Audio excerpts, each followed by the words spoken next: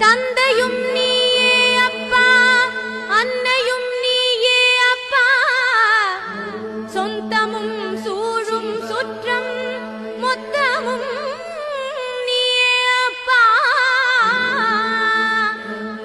மலையாக விருந்து அமர்ந்து தவமாடும் பரமேஸ்வரனே, உனையன்றி கதி வேறில்லை,